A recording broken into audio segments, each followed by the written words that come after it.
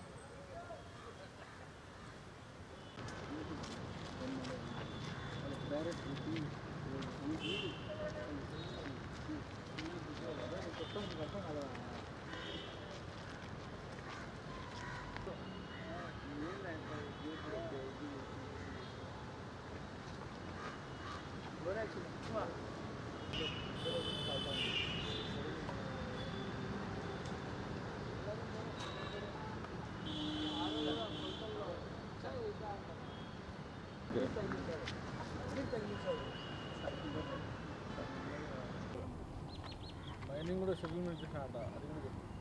5 కోట్లు అరడినా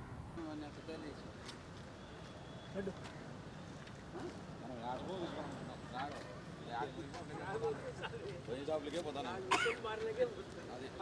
బుక్కే ఇప్పుడు నాయకులు పట్టుకునే వాళ్ళు వీళ్ళు అంగళ్ళు అంతా నాకు తెలియదు తల్లి, అసలు అందరూ సీఏ పెట్టుకున్నాను. నా పేరు గండి రామాంజనేయులు, కడప జిల్లా పెళ్లిమరి మండలం ఎల్లటూరు హరిజనవాడ.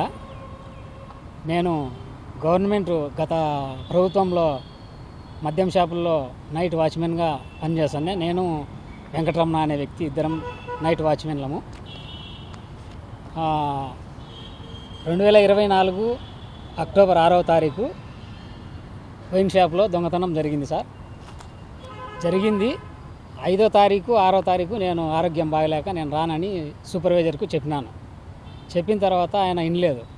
వినకుండా అంటే మా భార్య మాట్లాడింది, ఆరోగ్యం బాగాలేదు, ఏమన్నా జరిగితే ఎట్లన్నా అని. 2 రోజులు పోలే. 6వ తారీఖు నైటు, అంటే అప్పుడు వెంకటరమణ వాళ్ళ నాయన నైట్ వాచ్మెన్గా ఉన్నాడు. ఆయన ఉండి నేను డ్యూటీకి పోలే. ఆ రోజు నైటే దొంగతనం జరిగింది. తెల్లవారి నన్ను పోలీస్ స్టేషన్కు ఎస్ఐ సార్ తీసుకుపోయినాడు. తీసుకుపోయిన తర్వాత విచారించింటే నాకు తెలియదు సార్, నాకు ఆరోగ్యం బాగాలేక నేను పోలే 2 రోజుల నుంచి అని చెప్పినాను సార్. చెప్పినాక సాయంకాలం వరకు స్టేషన్లో పెట్టుకొని పంపించినారు. మొబైల్ వచ్చేసి 10 రోజులు పెట్టుకున్నారు వాళ్ళ దగ్గరనే స్టేషన్లోనే. తర్వాత ఇప్పుడు 2026 మార్చి 6వ తారీఖు నిన్న శుక్రవారం రోజు పోయినాం సార్. అంటే సోమవారం నుండి శుక్రవారం నిన్నటి వరకు మమ్మల్ని సిఐ సారు పిలిపించుకున్నారు స్టేషన్ దగ్గరికి, పొద్దుటి సాయంకాలం వరకు ఉండమని. అప్పటికి మేము సెక్యూరిటీ వాళ్ళం ఇద్దరము, సేల్స్మెన్లు 2, సూపర్వైజరు 5 మందిమి రోజు పోయి వస్తూ ఉన్నాం సార్. నిన్నటి రోజు 4 గంటలకు వాళ్ళ 4 ఇంటికి పోమని చెప్పినాడు, నన్ను ఒక్కరిని ఉండమని చెప్పినాడు. ఏం సార్ అంటే సిఐ సార్ నీతో మాట్లాడాలంటరా అని చెప్పినాడు. సరే ఉంటాను సార్ అని ఉన్నాను సార్. 6 తర్వాత నన్ను constable Shiva, constable Ramanji, CI sir car driver Vijay, వీళ్ళు 3 నన్ను స్టేషన్ వెనకపక్క రూమ్లోకి తీసుకుపోయి కేసు ఒప్పుకో అని నన్ను ఒత్తిడి చేసినారు. నేను చేయని కేసు, నేను దొంగతనం చేయని దానికి నేను ఎందుకు ఒప్పుకోవాలి సార్ అని నేను అన్నాను సార్. అంటే ఎందుకు ఒప్పుకోవు, నువ్వే చేసినావు, కాల్ లిస్టు 11 రాత్రి 11 తర్వాత కాల్ లిస్టులో ఫోన్ మాట్లాడినావు అంటే నేను మాట్లాడలే, నాకు ఆరోగ్యం బాగలేక నేను పండుకొని ఉంటే మా భార్య ఏమన్నా వాళ్ళ తమ్మునికో మా అన్నకో ఇట్లా సీరియస్గా ఉంది, తెల్లవారిన తర్వాత ఎక్కడన్నా తీసుకుపోదాము అని మాట్లాడింటుంది తప్ప నేను ఎవరితో మాట్లాడలే. నేను ఎవరితో మాట్లాడింటే తీయండి సార్, మీరు వాయిస్ రికార్డ్ తీయండి, నేనే అని రిజ్యూ చూపించండి అని అంటే కొడక నువ్వే అని సిఐ కార్ డ్రైవరు విజయ్ ఒప్పుకోవై అని నన్ను చాలా ఒత్తిడి చేసినాడు సార్. కొట్టినాడు, చేతికి కొట్టినాడు, నా చెయ్యి వాసింది. వాసిన తర్వాత నేను రిమ్స్కి పోయినా, రిమ్స్కి పోయి ఎక్స్రే తీపిచ్చి ఈ బొటనవేలు, ఎడమ చేతి బొటనవేలు విరిగిందని రిపోర్ట్ వచ్చింది సార్. బెల్ట్ తీసుకొని కొట్టినారు సార్. మీరే న్యాయం చేయాలని, జిల్లా అధికారులు న్యాయం చేయాలని, తగిన చర్య తీసుకోవాలని మీడియా ద్వారా సముఖంగా వేడుకుంటున్నాను సార్. సిఐ చెప్పమనింటే కానిస్టేబుల్ కొట్టినారు సార్. కడప జిల్లా పెళ్లిమారి మండలంలో వెల్లటూరు అర్జునవాడకు సంబంధించిన గండి రామాంజలి అనే వ్యక్తి నిన్నటి దినాన సాయంత్రం రాత్రి 7:30 పెళ్లిమారి మండలం పిఎస్లో సిఐ సలన్ ద్వారా ఆధ్వర్యంలో తనను గొడ్డును బాదినట్టుగా బాదారని, ఎటువంటి తప్పు చేయనప్పటికీ తన తప్పును తన తప్పు చేసి ఒక దొంగతనాన్ని నేరాన్ని ఒప్పుకోమని అతన్ని బలవంతం చేసి కొట్టినట్టుగా సమాచారాన్ని మనకు ఫోన్ ద్వారా అందించాడు. ఆ విషయాన్ని తెలుసుకుని నేను వెంటబడి ఆ రాత్రి పోలీస్ స్టేషన్కి వెళ్ళాను. పోలీస్ స్టేషన్ అక్కడ సిఐ గారు లేరు. అయితే నేను ఫోన్ ద్వారా సిఐ గారికి, సార్ గండి రామాంజలి అనే వ్యక్తిని మీరు కొట్టారని మాకు విషయం తెలిసింది, ఏ విషయంలో కొట్టారు, ఆ కొట్టడం కారణం ఏంటి, అతను దొంగతనం చేసిన ప్రూఫ్ ఏమైనా ఉన్నాయని అడిగినప్పుడు నేను ఫోన్లో మాట్లాడాను.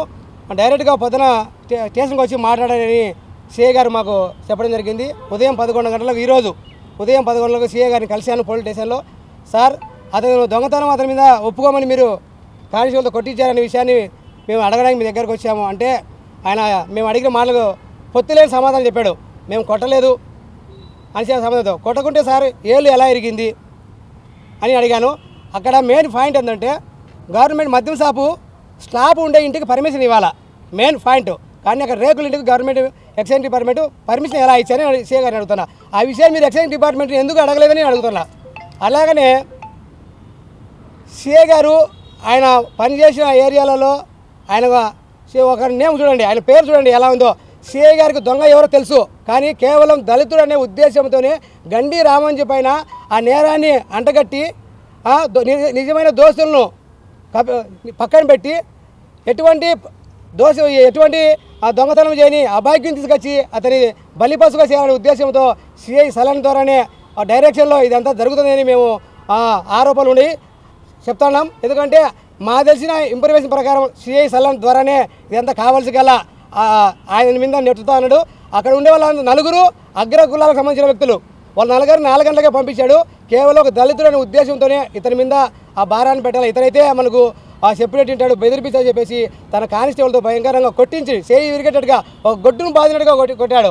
కాబట్టి ఇది సభం కాదని సిఐ గారికి మనం చేస్తున్నా. అలాగే జిల్లాధికారులు కూడా ఇది ఎంక్వైరీ చేసి ఇది ఒక దళితుడు చేసిన దొంగతనం కాదు, ఇది పోలీసులకు నిజమైన పెళ్లిమారి పోలీసు సలహా ద్వారా నిజమైన దోషులు ఎవరు తెలుసు, కాబట్టి ముందు విచారించాల్సి సలహా ద్వారా విచారించాలా.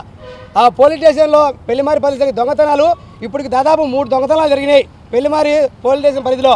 కానీ ఒక దొంగను పట్టుకుపోయి ఒక కూల్ డ్రింక్ షాప్ వ్యక్తి దొంగను ఆ స్టేషన్లో అప్పగిస్తే గోడ దొంగ పరిపాడంట. ఇంతవరకు 5 నెలలు అవుతుంది ఆ దొంగతనం పడకరాలే, సలహా ద్వారా కంప్లైంట్ తీసుకోవాలి ఇంతవరకు. రీసెంట్గా ఒక బ్రాంచ్ షాప్లో కూడా దొంగతనం జరిగినట్టుగా మాకు తెలిసింది.